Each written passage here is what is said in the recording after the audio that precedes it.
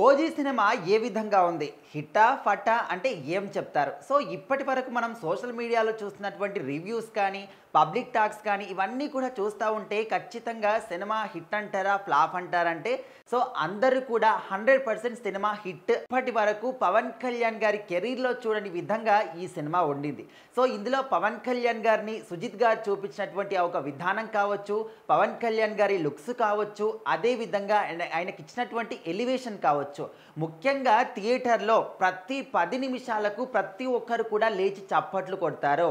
అసలు స్క్రీన్ కూడా కనిపించదు. ఆ రేంజ్‌లో ఫ్యాన్స్ అందరూ కూడా ఎంజాయ్ చేశారు అనే విధంగా ప్రతి ఒక్కరి నోట కూడా ఇదే టాక్.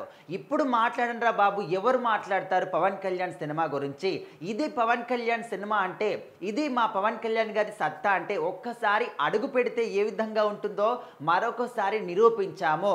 సో, ఏదో సినిమాలు హడావిడిగా అయిపోయాయని చెప్పేసి చిన్న చిన్న పాయింట్లను తీసుకొచ్చి ఇంకా సినిమా మొత్తం కూడా ఫ్లాప్ అయిపోయింది, అందులో స్టోరీ లేదు, అది లేదు, ఇట్లా రకరకాలుగా ట్రోల్ చేసిన వాళ్ళందరూ కూడా నోటి మీద వేలేసుకునే విధంగా పవన్ కళ్యాణ్ గారు ఈ సినిమాతోని గట్టి సమాధానమే చెప్పారు.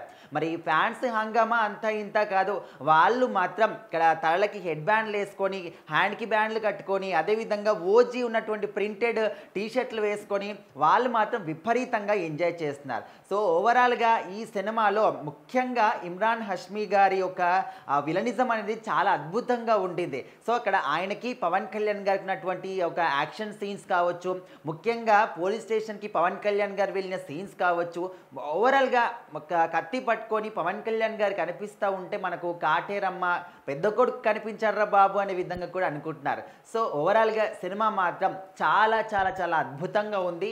ఇక ఈ సినిమాని ఎవ్వడు కూడా ఆపలేడు అనే విధంగా ఫ్యాన్స్ మాత్రం ఇలా తమన్ గారు చెప్పినట్టు మీసం మెలేసి మరీ చెప్తున్నారు.